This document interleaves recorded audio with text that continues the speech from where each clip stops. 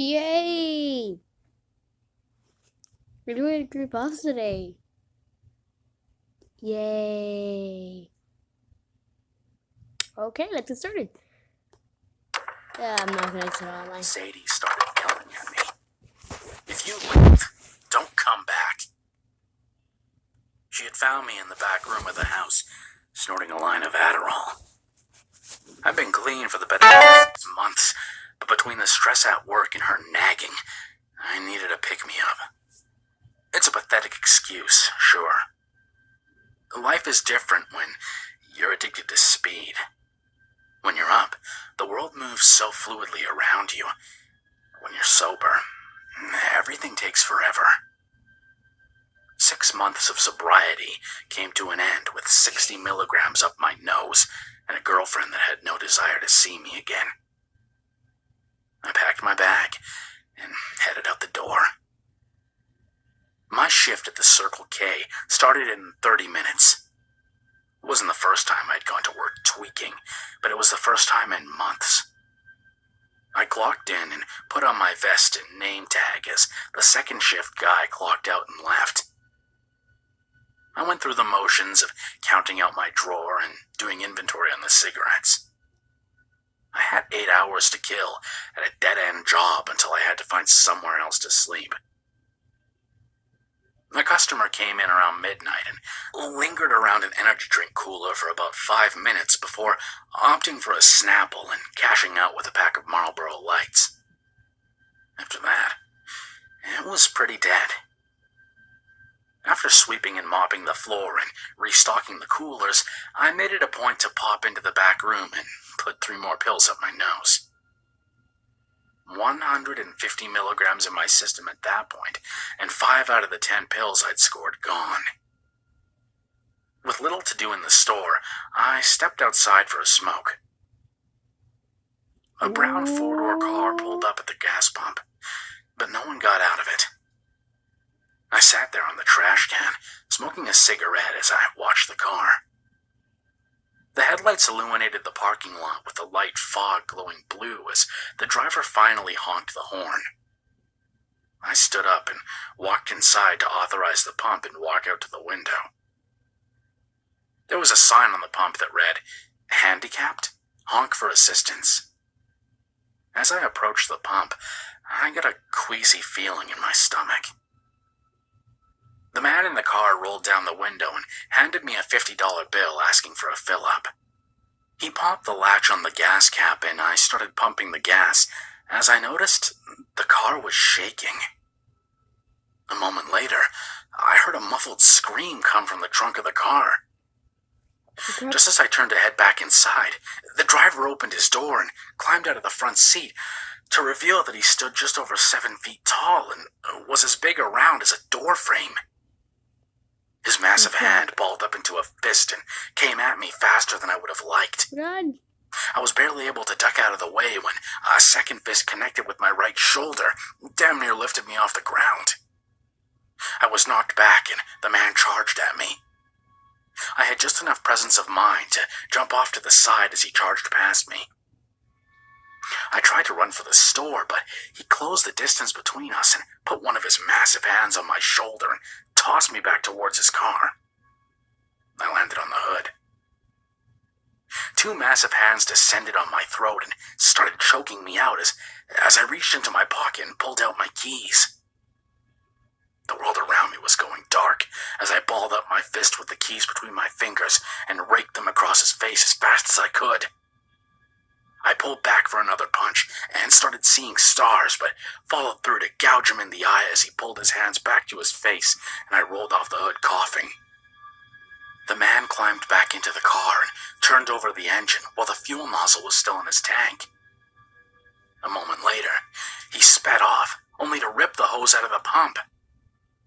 I ran over and hit the emergency fuel stop as his headlights disappeared in the distance. I called my manager, and then I called the police. The manager arrived before the police did, which wasn't saying much. Police response time on 3rd shift had been terrible for a while. We got robbed one night, and the police didn't show up for 30 minutes. My manager didn't laugh when I suggested we stock fresh donuts. The police arrived and took a statement. I was sent home, as per protocol, but with no home to go back to, I went over to my car, only to find I had bent my car key, gouging into the man's face. I didn't have enough money to call a locksmith, and I didn't want to stay at the gas station. I took off on foot. I was about a mile down the road when I saw a car blow past me, only to turn around and come careening right towards me. All I could see was headlights, but as the car got closer, I dove off the sidewalk as it blew past me and hit a lamppost. I stumbled to my feet, only for the man in the driver's seat to open the door and climb out. The massive man stumbled towards me as I looked around for anywhere to hide. The smoke coming from his engine came out from under the crumpled hood, and in the light of the street lamp, he had an almost red glow about him as he gained his footing and came barreling at me full force. I sidestepped him just in time to miss being tackled to the ground by this hulk of a man. He spun around on his heels and came at me. I ran for the car. I didn't look back. I ran towards the car and jumped up to dive over the hood of the car as I felt it shake on its wheels as he collided with the vehicle. Another car just drove past as he climbed up on the car and let out a grunt as he dived towards me. I jumped out of the way and he hit the ground with his hands outstretched, and I ran back towards the car.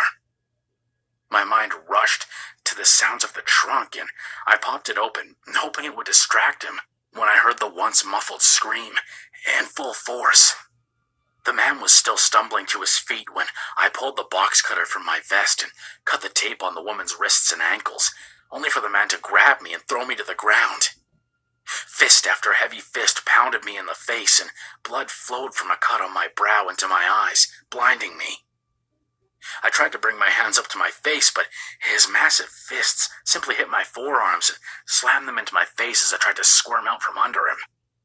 My head was throbbing, and I was convinced I was about to die when I heard a gurgling sound, followed by the sensation of warm liquid showering down on me. I squirmed out from under him and wiped the blood from my eyes to see that the woman had used my box cutter to slit the man's throat. My body ached from the beating, and I'm convinced the only reason I remained conscious was the Adderall I'd put up my nose. The woman and I sat on the trunk of the car as I phoned the police. In the 15 minutes it took them to respond, we talked. She said her name was Ashley. Then she said, "So I'm standing there trying to get into my car when that big motherfucker covers my mouth and jerks the keys from my hands and pops the trunk with the remote. Next thing I know, I'm taped up and he's driving around in my car listening to loud country music. I heard a fight at one point, and then a couple of hours later you let me out. Thanks, by the way. You probably saved my life." I laughed and said, "Yeah, I think we're even.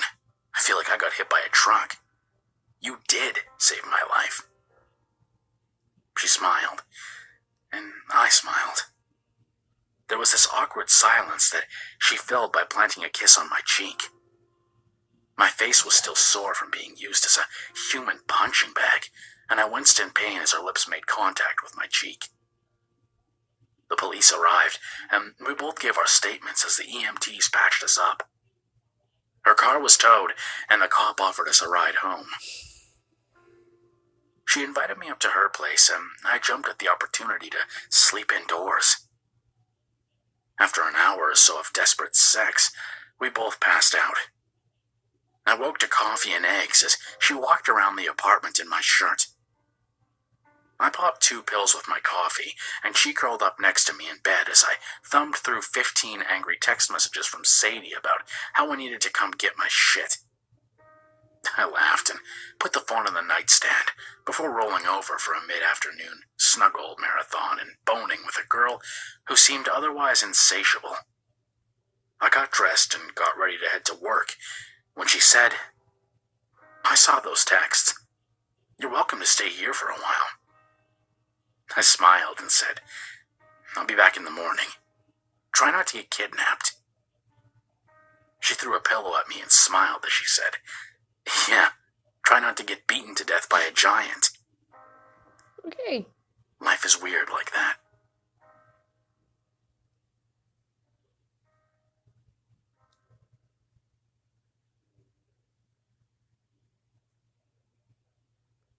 Wow, that was actually pretty scary.